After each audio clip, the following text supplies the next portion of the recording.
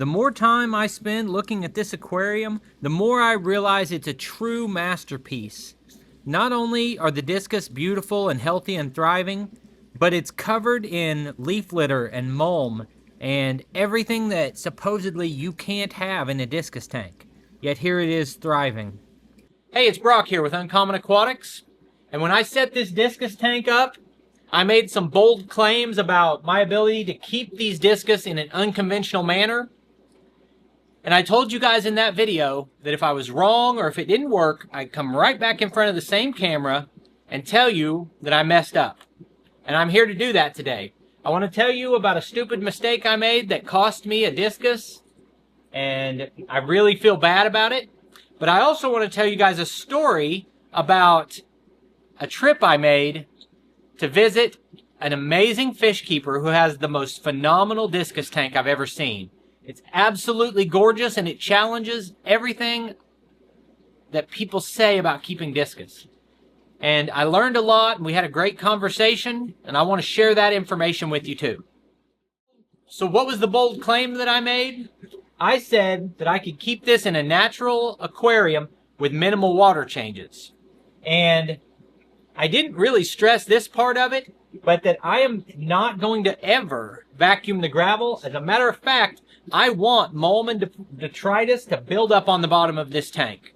And if you watch any video about how to keep Discus, they will stress over and over again every time you cannot have any debris or mulm on the bottom of your tank. You have to vacuum that out. The Discus hate it. That's just how it has to be. Well, I challenged that idea, and we're going to mainly talk about that in this video. I want to show you the tank that I went and looked at, but first I want to tell you what happened to my Discus. So in the initial video, I had 3 Discus in here. 2 of them were small, and 1 of them was a little bit bigger, but really looked like it was in pretty bad shape. It's super thin, like to the point you could see its ribs. And I hadn't had that Discus very long, just a couple weeks. And I was thinking what this fish needs is dewormer. And I had intentions to add more Discus. So I ordered some dewormer. It's going to take about a week to get here. And in that time, I had another problem. And that is that really thin fish got stuck to my filter intake. Now you might think that that means the fish died and you think like its body got stuck. No, that's really not what happened. The fish was swimming around fine one night, seemed fine, and then the next morning I was going to go get the Discus, the new Discus. Well, they were 2-hour drive away from me, and that's 2 hours there plus doing stuff while I'm there. 2-hour drive back means I was going to be gone most of the day. And I came in and I fed the 2 Discus that were out, but my 3rd Discus, I couldn't see it anywhere. I couldn't figure out where it was at. Well, this aquarium came with holes drilled for a canister filter or a sump. It's got 4 large diameter holes. And there was no screen for those holes or cover or filter or anything over them. They're just gaping wide open holes that literally a decent sized fish could swim into. Well, the fact that Discus aren't the fastest swimmers and they have that super flat body shape, and I've got my hang on the back filter right next to that intake, it looks like that Discus decided to swim behind that filter tube and he got stuck to the suction of that canister filter. And that canister filter I think does like 600 gallons per hour. Or whatever the number is. It's a high volume, it's a high pass-through filter, and it sucks pretty hard. And that fish sucked up against it. And I came home and found him like that, and I popped him off of there by just gently nudging him with a net, and he had a big sore that was round the shape of that intake on his side, and he was still swimming around okay, but I had a bad feeling he wasn't going to make it. And I actually recorded a video adding the new Discus and adding in my tank mates for the Discus. And in that video I said I think he might make it. And I came out here today and he didn't make it. So I'm recording the video again to include the update that that fish didn't make it. But I don't think it had anything to do with water qualities. I think it was buying a fish that was already not in the best shape, and that wide open inlet filter with that high flow and no screen over it was a bad combination for a discus fish, because that big opening has a smooth ring around it, and it created a perfect suction up against his body. And maybe a healthy fish could have forced his way off of that, but I don't even know if that's true. So I'm not currently running that filter. I'm trying to see if I can get something that goes into the intake and solves that problem. But I do have my sump running, and I'm running the over-the-back filter. So now, let's talk about the aquarium that I went to visit.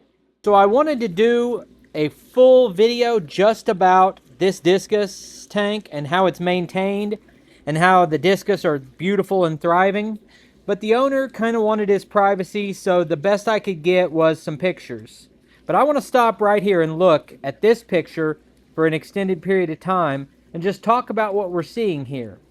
This tank has 6 inches of substrate, and the whole top of it is covered with dead leaves that have rotted and are decomposing on the bottom of the tank.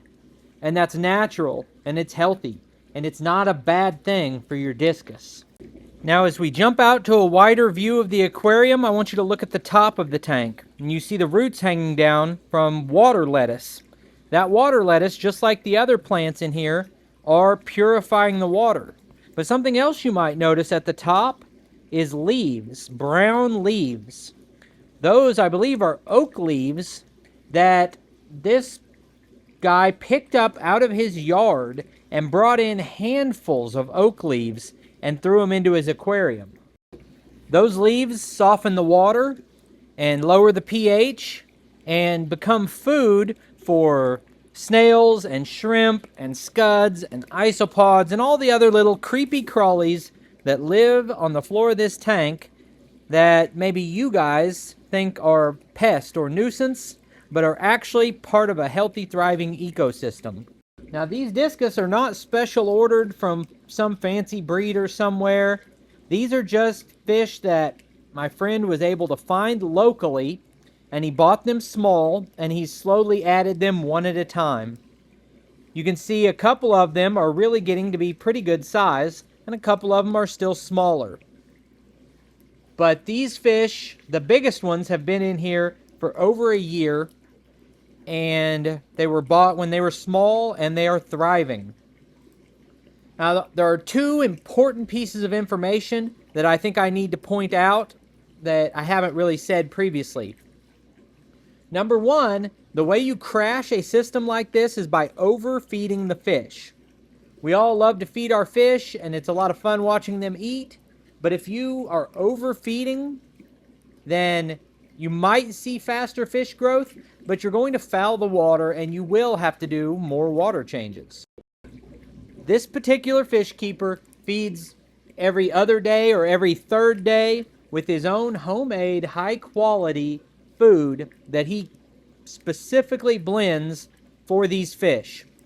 When the water level gets low, he tops it off with rainwater so that he's not increasing his total dissolved solids and making the water too hard. Also, keeping the water from getting too hard or too acidic is all of this debris on the bottom of the tank. Now, if you wanted the biggest, most beautiful, most perfectly shaped discus that you could ever get, and you wanted them to look like show quality, then maybe you do daily water changes. I would rather try to set up the most natural ecosystem I could and let my fish live in it and just leave them alone. He does not mess with these fish. He just lets nature take its own course in this aquarium, and he adds food every few days. Beautiful approach to fish keeping and an amazing balance he's created within this aquarium. So while we were discussing this tank, I made the comment that I was going to let my viewers know if I failed and some of my discus died. And he made an excellent point that if my discus don't make it in my tank, it's not really a failure, and it's definitely not proof of a failure of the system. what it means is that I have not yet found the balance of replicating nature that he's found in his tank, and I just need to tweak my system a little bit until I get everything right. There they are in a group. Those are my 5 discus after I lost that one. I think they're beautiful. I think it's a great mix of colors. They're all very small and, you know, maybe not perfect specimens. This one is definitely stunted. You can see the difference between the eye to the body size ratio of that fish compared to that one. But I've always wanted discus, and I'm excited to finally have them. These are the cories that I added. I had Stairby cories in another tank. I've got some Colombian cories in another tank. And I was thinking about doing pandas in here, but I thought these albinos might kind of pop out as a difference in the look of them compared to what I already have, and compared to the colors of the discus. 2 of them are super red bristlenose. We've got one right there, we've got another there, and then we've got another bristlenose. Also, you see anytime I try to get up close, the crazing on the acrylic, if you're looking at the tank from here, it looks nice. But if you get at any kind of an angle or you get up close, it ruins the images, and it makes, like when you're back here, it makes the water look cloudy more than it is. I've also added some aquatic clover out of the aquarium that I was just showing you guys. As far as my tank goes, it's not a mature tank like the one you just saw. This tank has only been set up for about a month. Now, a lot of the driftwood and the rocks and the plants and the filter media came out of established aquariums, so that ages the tank. I took rocks out of my shrimp tanks, and I tried to pull in as much media as I could and as much substrate as I could that already had bacteria and biofilm and slime on it. And hopefully that helps me out here. But my intention for this tank is to mimic the tank that you just saw.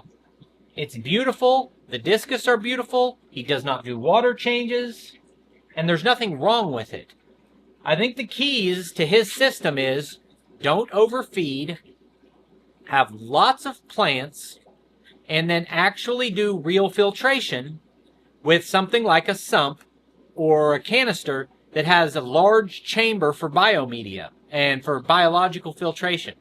I think those are the keys to keeping discus successfully without doing all those water changes. Now, why am I making a big deal about it? Why not just do the water changes?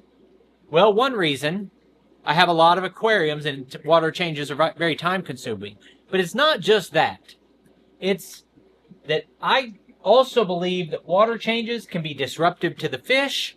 You're introducing new water that may or may not be consistent. You know, I don't live in a city and I don't have a well. I live on a rural water district, and the guy who lives 2 houses down is in charge of maintaining our water quality.